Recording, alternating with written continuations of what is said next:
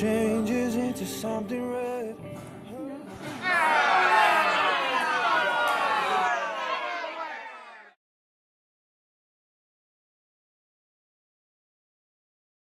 So let's proceed to my part, which is hypertension. The first is definition. The definition, hypertension, also known as high blood pressure, is a long-term medical condition in which the blood pressure in the artery is persistently elevated. So normal blood pressure range from 120 over 80 mm of mercury, but hypertension consists of 140 over 90 mm mercury or higher. Next is the pathophysiology. The pathophysiology here, the normal blood lumen here, the pressure here is low than the pressure exerted by the heart. So, according to physics, blood can only flow from high blood pressure here, blood to the low blood pressure. But in the case of narrowing of the blood vessel by plaque, according to this physics equation, if the area become decreased, the pressure become increased. So the pressure become increased, so the heart need to work more to allow the blood to pass through this vessel. So how the heart is regulated by either the rate of contraction of the heart, the heart rate is better than renin by is either through renin, angiotensin, aldosterone system or baroreceptor reflex. By using either of this system, it can stimulate the beta nerve. It can stimulate by using baroreceptor. It can stimulate the beta nerve and stimulate the heart contraction to be higher, and also the rate of heart rate also increase, so that the pressure here, okay, the pressure here will exert will and higher than this pressure, so that the blood can flow through this lumen. So that's about physiology. However, the increase of the heart rate and contraction can cause cardiac failure. This will further discussed by Amir Hamzah. I'm going to talk about congestive heart failure. What is a congestive heart failure? It is a chronic progressive condition that affects the pumping power of the heart and causes inefficiency in the pumping of the heart. It is because fluids builds up around the heart and causes the heart to be inefficient. Uh, how it happens? It is due to hypertension. When high blood pressure in the capillary, it forces the plasma fluid out of the blood capillary and thus builds up around the heart. Pathophysiologic mechanism of heart failure and major site of the action. Uh, cardiac decrease, as we know, heart failure is because of decrease in cardiac output. Decrease in cardiac output, as Haikal said, will activate the renin-angiotensin-aldosterone system, and the renin-angiotensin-aldosterone system will cause cardiac remodeling. Cardiac remodeling will causes progressive chamber dilation and loss of contractile function. So beta blocker will eventually bind to the beta receptor in the renin-angiotensin and inhibits the production of angiotensin 2 and aldosterone, thus inhibits the cardiac remodeling and thus reduce the rate of heart failure. Effect of sympathetic nervous system activation in heart failure. So it can cause dysfunction, death of cardiac myocyte. It also can provoke myocardial ischemia, provoke arrhythmia, and impair cardiac performance. It is because it is uh, to through the stimulation by norepinephrine and epinephrine. These effects are mediated by stimulation of beta and alpha-1 receptors. So our medicine just block the beta receptor. Thus help to prevent the condition of heart failure. Beta adrenergic blocker has adverse effects such as hypotension, worsening of congestive heart failure, fatigue, and bradycardia. Is he okay? Is he stable? Yes, he looks critical. Then we should defibrillate him. Okay, 1, 2, 3. Okay. Again. One more time. 1, 2, 3. So I've checked the condition of this patient, and he's already in stable state. However, I've diagnosed that the causes of his heart failure is caused by the series of history of hypertension. So I would like to prescribe some medication. I think I would like to prescribe atenolol for this patient. Atenolol? What? Yes. Do you want to kill him? Why? Atenolol is very good drug. What? No, let me tell you about atenolol. Firstly, let me briefly explain to you why I said atenolol is not stable to give to the patients. Yeah, atenolol is a selective beta-1 blocker, which means it can block the sympathetic effect of the heart, so that the heart contraction and also the heart rate can be reduced and lowered. But this effect also can mean harms to the patient. Why? To understand, let us go a bit further about the atenolol. Atenolol was first discovered in 1976. It was developed as a replacement for propranolol in the treatment of hypertension.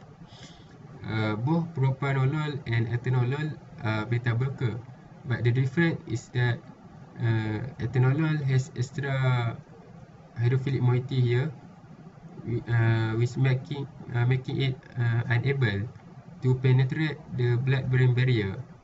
So the advantage of that is it will reduce the side effect to the central nervous system.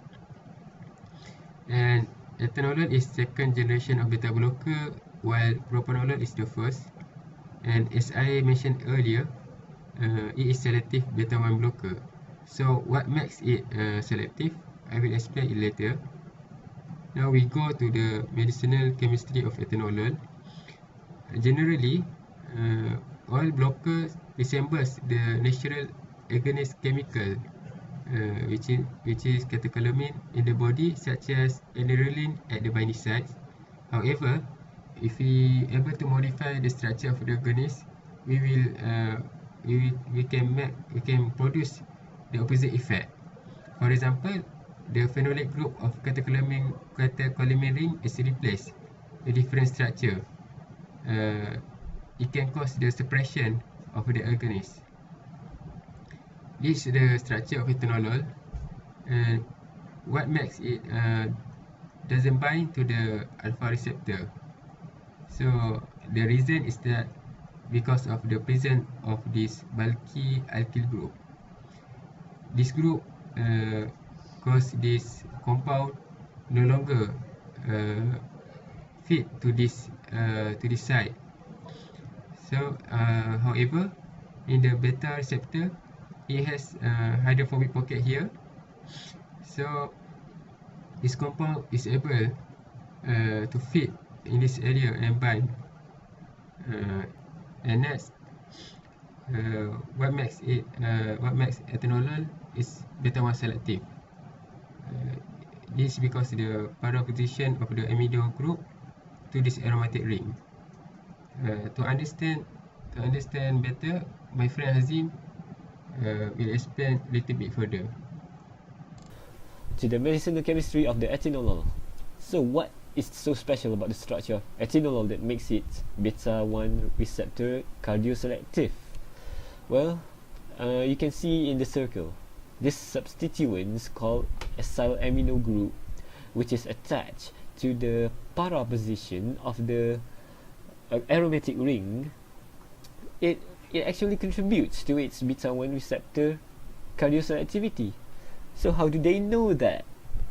Well, actually they have done a test, and it was found out that if you move this particular acyl amino group to the ortho position or the meta position of the aromatic ring, it was found out to terminate its beta-1 selectivity. Therefore, this shows that this para position plays a major role in the beta-1 selectivity. Atenolol is basically a beta blocker. To be exact, a beta-1 cardioselective drug. So, as the name implies, it binds selectively to the beta-1 adrenal receptors, which is this receptor that are predominantly located in the heart muscles. Therefore, it has less effect on the peripheral organ, which is the lungs and the vasculators. Why? Well, this is because these peripheral organs, they contain many beta 2 receptors. However, it contains none or maybe very few beta 1 adrenal receptors. Therefore, this explains the fact that the heart is the major target for the atenolol. So, how does atenolol works? Well, first of all, it exhibits competitive antagonism with catecholamines, which is the natural neurotransmitter epinephrine and norepinephrine. So, it competes for the binding site or the active site of the beta 1 receptors, and when the atenolol binds to the active site, it will inhibit the sympathetic effect which was supposed to be induced by the epinephrine and the norepinephrine. So this is why the atenolol is also called as the sympatholytics. It inhibits the sympathetic effect, and also it has no intrinsic sympathetic activity, meaning that it doesn't have any slight of stimulation of the sympathetic activity. It totally inhibits the sympathetic activity, and also it has no slight partial agonism of the adrenergic receptor. Alright, and then after that, it will cause the negative inotropy and negative chronotropy. Negative inotropy is when it reduces the heart contractility. Negative chronotropy is when it reduces the heart rate. Besides that, it can also decrease the workload of the heart, and as a result, it will reduce the oxygen consumption by the heart, and eventually the heart pumps more slowly than before. So this is a very good effect for someone who has hypertension, because it reduces the blood pressure. However, it is not very good for someone who has cardiac failure. Well, this is because the atenolol, it can cause the muscle contraction power to be reduced. Therefore, it kind of weakens the heart and makes the heart more passive. So it can be concluded that atenolol is less effective against cardiac failure. Alright, moving on. Okay, so what are the options of drugs that can be used for this patient? I think it should be another beta blocker. Beta blocker. So, I recommend carvedilol. Carvedilol. Yes. Okay. Assalamualaikum warahmatullahi wabarakatuh. My name is Muhammad Ahmadi bin Muhammad Khalid. My metric number is 1616745. So today I will present about carvedilol, and my presentation consists of 3 parts, which are the discovery, the mechanism, and also the medicinal chemistry. So moving on to the first part of my presentation, which is the discovery. So the carvedilol is the third generation of beta blocker, and the discovery of carvedilol is quite controversial because at first it was regarded as contraindicated with heart failure patients by the FDA, but eventually after years of research, carvedilol was actually accepted as the drug of choice to treat this disease. Next, moving on to the mechanism of action. So carvedilol, as shown in this figure, is a non-selective beta blocker which is metabolized by CYP26. Fluoxetine, as shown in the figure 1b, is a strong inhibitor of CYP26. Concomitant use of these two medications can increase the concentration of carvedilol in the blood, resulting in increased effects. Carvedilol has multiple mechanisms of action that make it beneficial medications in the treatment of heart failure due to its structure, as shown in this figure. The beta blockade moiety binds to the beta adrenal receptor, a 7 transmembrane helix receptor. This relationship can be seen in this figure. The alpha blockade moiety of carvedilol allows it to bind to alpha adrenal receptor. These two binding moieties of carvedilol's structure cause it to be a non-selective beta blocking agent. Carvedilol has non-selective beta adrenal receptor and beta adrenergic blocking activity due to the racemic mixture of its S- and R positive enantiomers. The structure of carvedilol allows it to have several pharmacodynamic effects that is important in the management of heart failure. These effects include vasodilation, decreased systemic vascular resistance, and reduced plasma renin activity, and also decreased heart rate.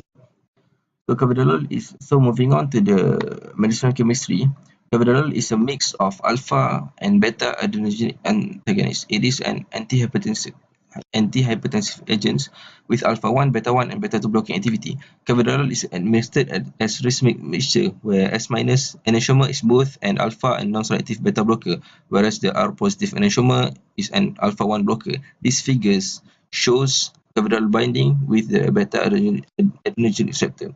This figure shows the side view of carvedilol binding to the beta receptor, whereas this figure shows a specific model of a carvedilol molecule in the binding pockets of G-coupled protein beta receptor. So the carvedilol binds to three important amino acids in G-coupled protein beta 1 receptor. The amino acids are serine 211, asparagine 329, and also aspartate 121. In serine 211, the oxygen atom of serine hydrogen binds to the nitrogen atom in the tricyclic domain of the carvedilol molecule. For asparagine 329, the oxygen atom of asparagine hydrogen binds to the nitrogen atom in the middle of carvedilol molecule. For aspartate 121, the oxygen atom of aspartate hydrogen binds to the oxygen atom in the middle of carvedilol molecule. Since the carvedilol molecule binds to the beta receptor in this way, it blocks the binding of the natural ligand norepinephrine. These interactions are shown in this figure. So this figure basically shows the binding between three different amino acids and the carvedilol molecule. Carvedilol and fluoxetine are both metabolized by cytochrome P450-36. CYP26 usually binds drugs that have unprotonated amine at biological pH. As seen in these figures, an amine is found in the central region of both carvedilol and fluoxetine. If fluoxetine is administered along with carvedilol, fluoxetine will bind with CYP26, preventing carvedilol from binding and being metabolized. This will result in an increase in serum carvedilol concentration, which will increase the amount available to bind alpha-1, beta-1 and beta-2 receptors, leading to further decrease in blood pressure and heart rate. So to wrap it up, the discussion, it can be said that carvedilol, like most drugs, has the potential to cause drug-drug interactions. Both carvedilol and fluoxetine contain an unprotonated amine. This allows CYP26 to bind to drugs. If CYP26 is bound to fluoxetine, it is not viable to bind and metabolize carvedilol. This would lead to an increased serum concentration of carvedilol that can cause two possible outcomes, which are, in certain conditions, it will increase the efficacy of the medication, but in other circumstances it can cause adverse effects. So the medical practitioner must prescribe the patient with the correct medication according to their conditions. The alteration of the molecular structure of carvedilol is to avoid the interaction would be ideal, but this would decrease the effects of beta-adrenergic receptor. So the patient's healthcare provider should consider switching from carvedilol to non-selective beta blocker that does not have this interaction, for example labetalol, or as an alternative, the carvedilol therapy could be continued if the patient's fluoxetine was changed to SSRI that does not have this interaction. So I'd like to re-emphasize again, the healthcare provider plays a major role in determining the treatment of their patients, and with that, I'd like to end.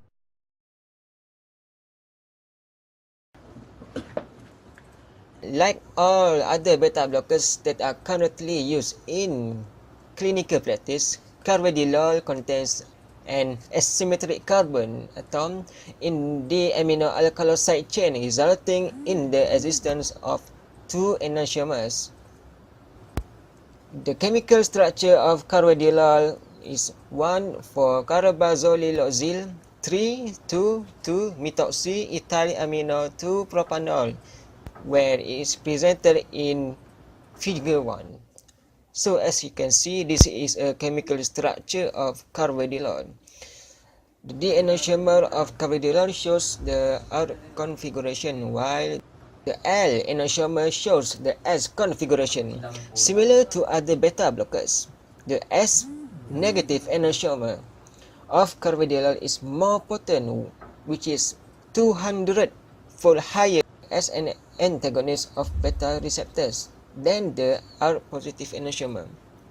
When beta blocking effects of the R positive and S negative enantiomers have been compared, the results were similar both in vitro and in human studies, revealing that the S negative enantiomers are markedly more effective.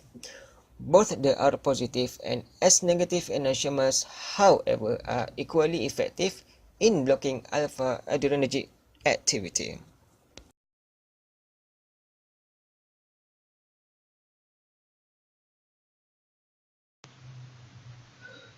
So this is the structure activity relationship, we call it as SARS for carvedilol. So this oxygen This oxygen is actually involved in hydrogen bonding to receptor, and after that, this alcoholic group, where it is essential for hydrogen bonding interaction.